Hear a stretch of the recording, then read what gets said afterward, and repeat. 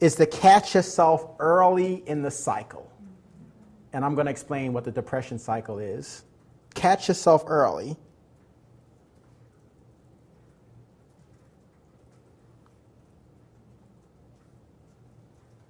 Actually, I want to give you 3 keys to stopping. 3 keys. Number 1, catch yourself early. Number 2, this is huge. Huge. Put this in big font. Learn to speak to yourself instead of listening to yourself all day long. Learn to speak to yourself. If you want to stop depression, learn to speak to yourself instead of listening to yourself. We'll look at this. You're all familiar with it. Psalm 42. Oh, my soul, why are you disquieted within me? Oh, my soul, Psalm 42 tells us. Hope in the Lord. You see this tug of war 3 times between Psalm 42 and 43. David's going, why are you bummed out? Why are you discouraged? Why are you... Wait a minute. That's taking me the wrong direction. Hope in the Lord. Even in Lamentations 3, you read Jeremiah, and he finds himself drifting. And in some cases, time doesn't allow it tonight, but you read it on your own. He's making these assumptions / accusations of God's involvement in a negative situation.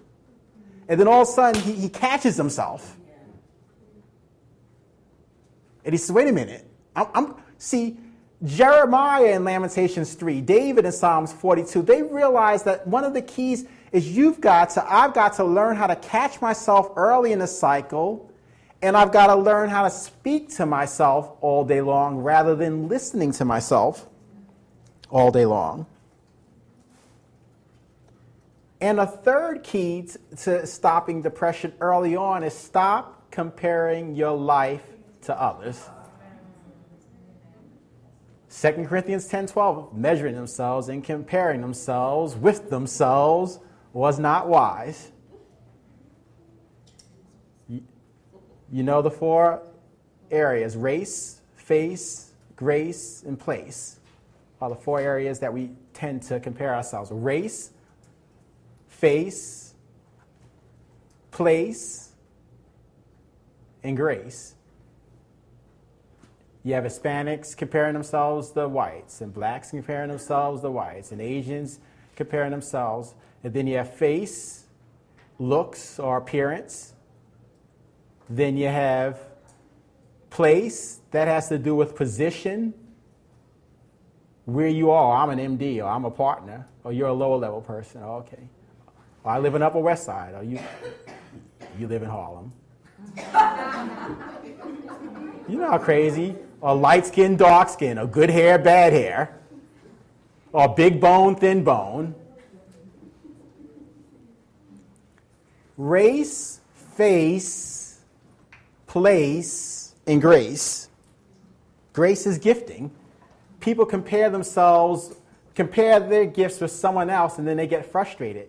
Remember the key: stay in your lane. You're the only person in the world who's graced to be you. Yes.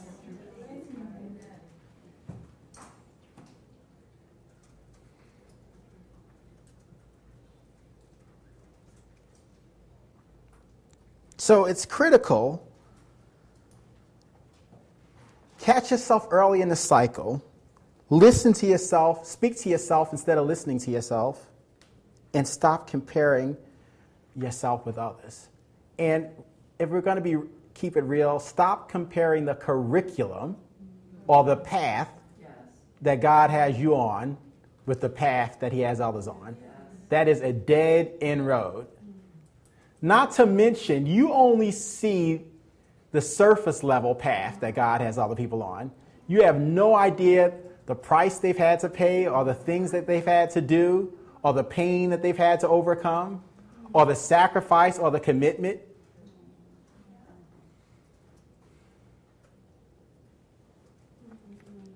Everybody wants to be Joseph.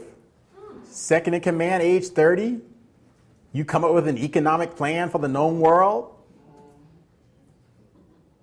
But nobody wants to go 13 years of doing right with wrong happening to you. Not one person in this room. Everyone wants to be a man after God's own heart.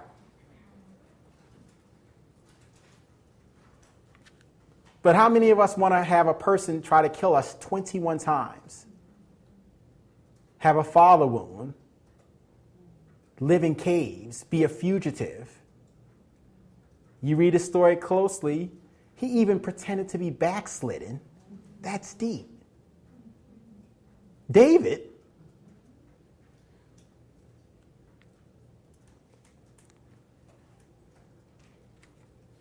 so let's talk about the cycle, the depression cycle, or the 5 phases, if you want to call it that. Phase number 1, the best way to do this is do it diagrammatically for those of you who have a piece of paper. Circle number 1 is entitled disappointment. Disappointment. And disappointment, while none of us are fond of it, disappointment usually isn't a deal breaker, or it's usually not life-threatening, or it usually doesn't knock our wheels off. We're disappointed, perhaps we're upset, we wish that it turned out differently. But disappointment generally doesn't overwhelm us. We can generally be more resilient with a disappointment. Okay, perhaps you wish you had gotten that job interview, or you wish that perhaps you got a break, or you wish something was different, or whatever it might be. Disappointment, for the most part, is something that most of us are able to be pretty resilient. But the next circle is discouragement. And discouragement is this means to move away from courage. So when you're discouraged, it means you're no longer courageous because you don't want to experience the disappointment a second or third time. Discouragement is one level more intense, for lack of a better word, than disappointment. But it's critical to even be mindful of what exactly is going on, because discouragement will keep you in a safety zone. Discouragement will keep you from trying. Discouragement will keep you from reaching out.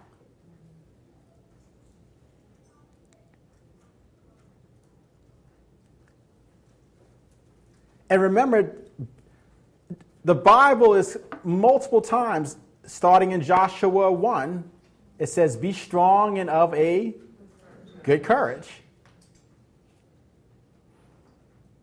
We have a teaching series on the power of courage. You got to be courageous. You got to be bold. You got to be resilient. It's interesting. Even Joshua, without the polling, he didn't even say ask for strength. He said be strong.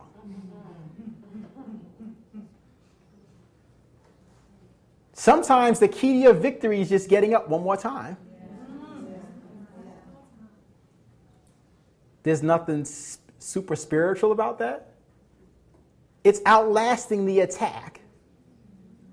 It's outlasting the onslaught. Luke 4 makes it clear that after Satan tempted Jesus 3 times, he left for an opportune time. If you read the book of Job, 3 times it says, and while he was still speaking, something else happened. Attacks come in waves.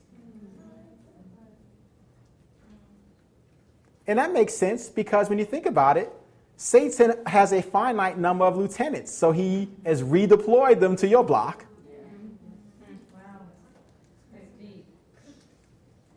Sometimes, even Proverbs 24:10 says, if you faint in the day of adversity, your strength is small. Ephesians 6 says, having done all to stand, pray, fast. No, get up again. The steps of a good man are ordered of the Lord. Though he falls, not if, though he falls, Psalm 37 says, he shall not utterly be cast down. The steps of a good, not the steps of the backslider. The steps of the good man are ordered of the Lord, though he falls. Count it all joy when, not if, James 1, when,